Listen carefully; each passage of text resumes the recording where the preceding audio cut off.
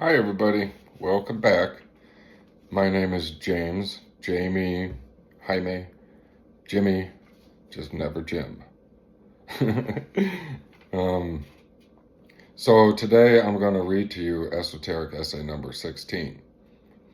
And it's Demonic Possession, Lost Technology from the Past, Stephen King and MKUltra, Part 1.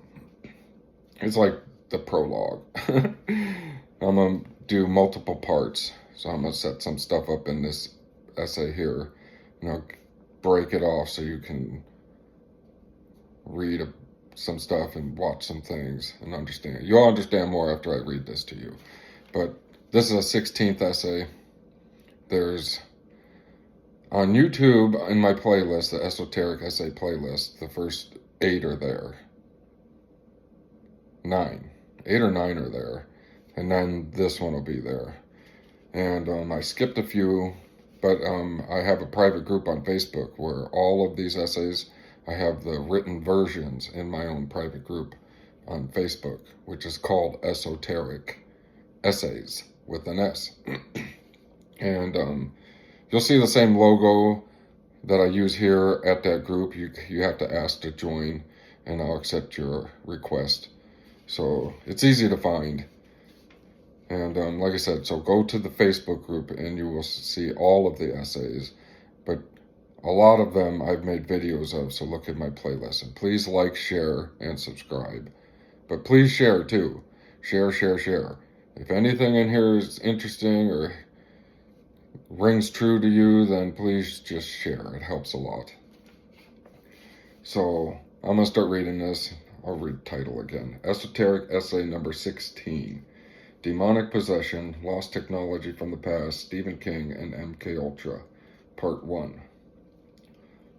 The belief in demonic possession is very ancient in its origin, and it's so deeply rooted in the human psyche that this is one of the only phenomenon that almost every human on the planet agrees on in one form or another, using different terms, names, and slightly different concepts, all trying to describe the same thing. Demonic possession. Every single culture on this planet believes in and has myths, legends of this phenomenon.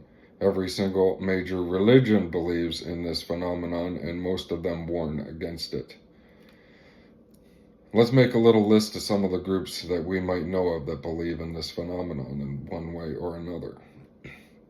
Catholics, Christians, Muslims, Jews, Hindu, Mormons, Scientologists, Branch Davidians, Heaven's Gate, the cult Heaven's Gate, atheists, yes, I said atheists, and I'm talking to a lot of the ancient alien people, not all of them, but we'll get to you guys later on with the lost technology stuff.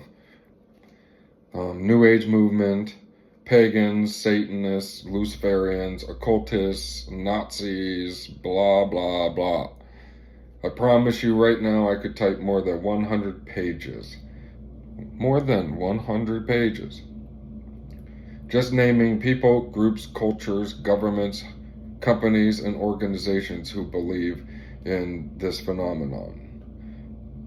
And I wouldn't even be scratching the surface. Like I said previously, this is a very old belief, but it really hit the world in a new and profound way in 1973. This was the year the world witnessed a beautiful little girl named Linda Blair become demonically possessed by what we would call numerous demons. So, Linda Blair is the young female teenage actress, she was like 14, who played the girl in the movie The Exorcist, named Reagan. And in the movie, she becomes possessed by a demon, and Reagan needs an exorcism. So goes the movie. Yada, yada, yada. Go watch it. I'm leaving Pazuzu out of this right now because he is a very insignificant character and demon in the overall scheme of this. So, the first demon that we are presented with in the movie is the demon that takes control of Reagan. But this is a lie. The first and main demon that we are really shown in this movie is Reagan itself, herself. Reagan is the original demon that possessed Linda Blair before she starred in this movie. And this is a sleight of hand trick that Hollywood uses, and it's quite typical of them. You heard me correctly, though. Linda Blair was not pretending to be a little girl possessed by a horrible demon that made her violently masturbate with the crucifix and tossed the priest across the room as she vomited green goo all over them after spinning her head around in a circle. Oh, no. Linda Blair was really possessed by something before filming this movie, and Hollywood basically found it, named it Reagan, and used it to film The Exorcist. Reagan was really in control of Linda Blair and doing all of the acting for the filming of The Exorcist, and that's also why there are a lot of very weird and creepy stories surrounding this entire film shoot. Some of the stories that surround the film shoots when Reagan is actually possessed by the demon and fighting the priests are quite dramatic and impressive. Most of the crew were either in awe of this young girl's performance or absolutely horrified by what naturally came out of her while she pretended to be possessed. She was not pretending. And neither was Heath Ledger during his last performance as the Joker, which was so amazing Hollywood gave him an Academy Award after he died for doing it. And you should hear the stories that the crew talk about surrounding him during the filming of this movie, and how he literally became the Joker 24 hours a day during the entire filming of this movie, and he almost never broke character. He would come to lunch, breakfast, lunch, dinner, meetings as a damn Joker. He didn't even have to have makeup on, and he was still the Joker. So I still a little off track here with Heath Ledger. I call it a side note. I worked in Hollywood, and I've heard about this from numerous people, and some claim it drove him crazy, and that's why he killed himself. This is a lie.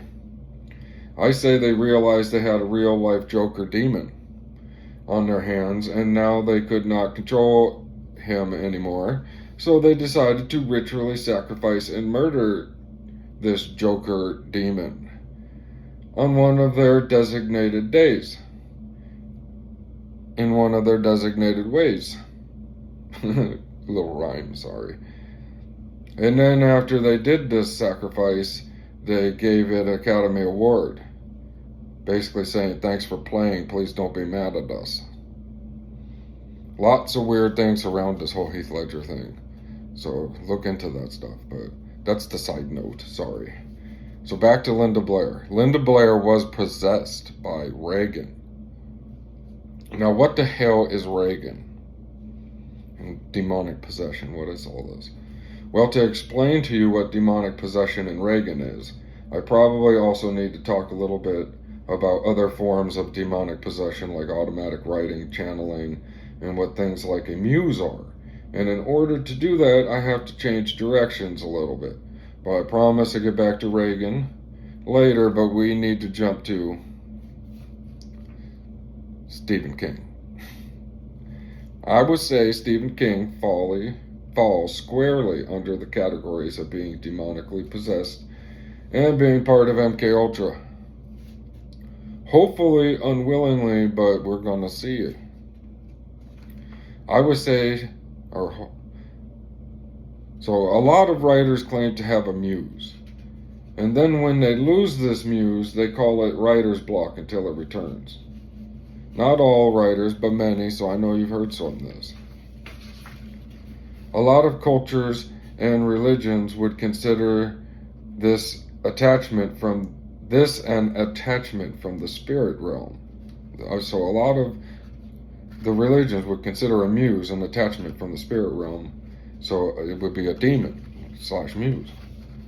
A lot of these writers who claim to have a muse or an attachment that helps them write will literally take any mind-altering substance possible, like alcohol, cocaine, weed, and so sort of go into a trance-like state. And they let this muse take over And when they snap out of it, a lot of times there is something written for them when they are done and awake again. This is known as automatic writing, spirit writing, having a muse, an attachment, a demon, and many other things depending on who you're going to talk to.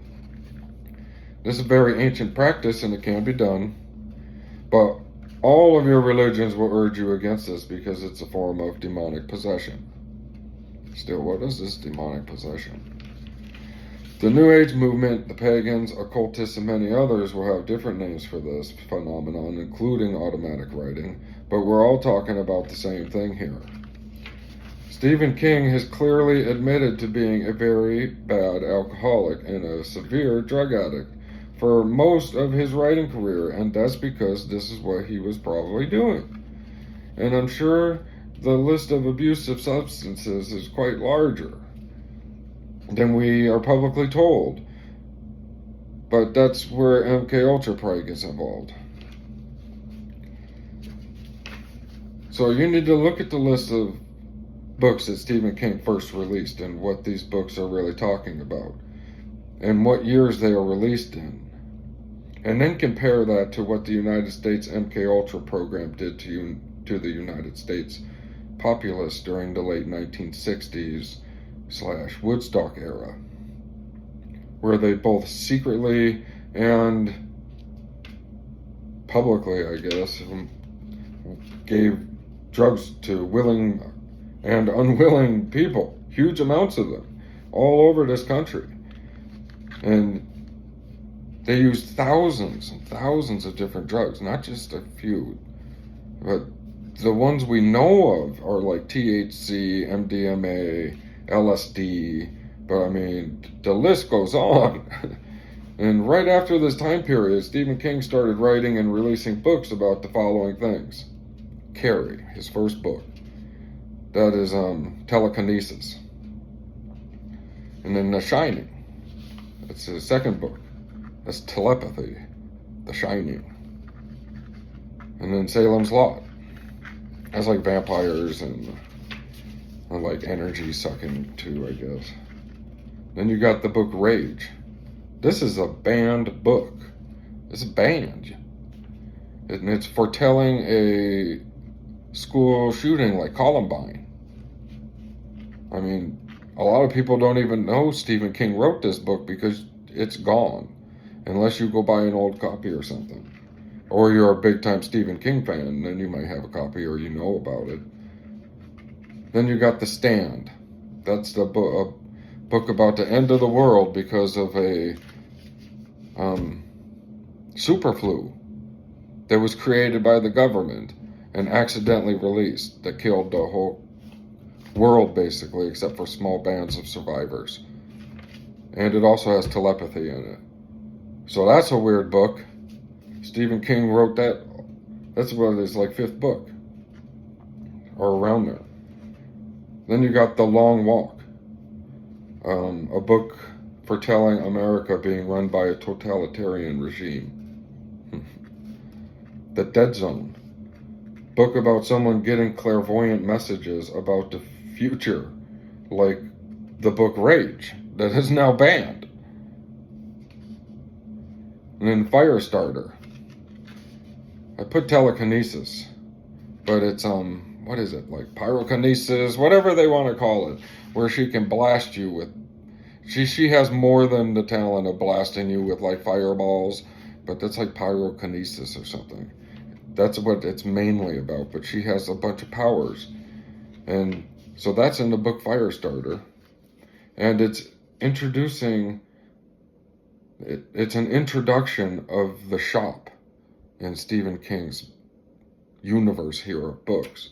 And the shop is an MKUltra like government group that is doing public experiments trying to create superpowered people that they control. So I mean, some really weird books here being written by Stephen King. And the list goes on. If you take a look at this work that Stephen King was producing at an unheard of rate, man, all the way to today, it's an amazing amount of writing. You will quickly see why government would be very interested in him and why he is writing this stuff that they themselves have been investing in and investigating for decades. Now, I don't want to say Stephen King is a total creation of MKUltra, because I don't think he is. I think little Stephen was writing since he was a little kid, and he was very good at it. And along the way, he got himself a muse or a demon, which eventually got him noticed by MKUltra. And evidence of this can really be seen in a lot of his books. And like the MKUltra influence, I mean, you can see that crap in Holly all over the place. So, have any of you heard of the book Under the Dome? You should go read it.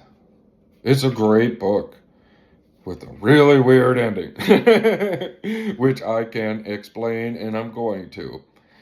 But I'm going to stop this right here. Like I said, this was like the prologue where I have to set some things up. And right now, I need you guys to go watch Under the Dome, or go research Under the Dome and see what it was about. Go spoil it for yourself if you don't want to read it, and find summaries online. Or probably chapter summaries where you could read it in an hour or two instead of 40 hours. Or people will tell you in chat rooms and stuff and in message boards. So if you want to spoil it, go spoil it so you understand what I'm about to talk about. Because now we're going to start tying things together and talking about lost technology from the past, and a lot of very weird things that don't seem like they're going to go together or make much sense, but they absolutely go together perfectly. And some of the evidence of what I'm talking about is in Stephen King's Under the Dome, and what this weird ending is sort of hinting at. So we got a little ways more to go here, and this is just the beginning.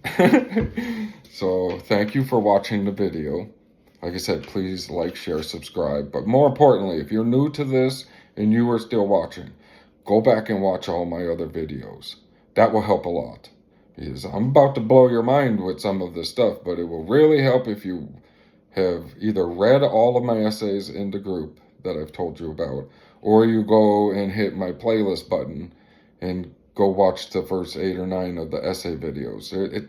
There's a lot of political videos and a lot of other stuff mixed in there, so if you don't want to watch that stuff, you should watch that too, because I try to be unbiased, because I don't choose any political sides. But there's a lot of me talking crap about both sides, so some people find it hilarious, because I tell the truth about it all. I know a lot of stuff because of the connections that I've had with my work and my previous history, and I've worked in the movie industry and TV industry, and I've been around a lot of very weird, powerful secret society people, and right embedded into like the government's propaganda weird crap that they do in Hollywood too. And I just outing them. So I mean, the more you watch of my old videos, the better, but that's like the political crap. Go watch these esoteric essay 1, 2. I have number 1, 2, 4, 5, 6, 7, 8, 14, and 16. So go watch those. And then come back and watch part 2 of this. I'm going to put part 2 together, but I needed a little break from this, but I needed you guys to have a break too, so you could catch up a little bit. Go watch any of the movies I've told you about. Go watch, and read some of these books, especially Under the Dome. I'm about to make the weird ending of Under the Dome make some sense. But, okay, thank you for being here. Don't forget to like, share, subscribe. Come on over to Facebook. And thanks again. Peace, everybody. Peace, peace, peace. Always peace. Stop fighting. No more fighting, please. Okay, I'm gonna stop now. Later.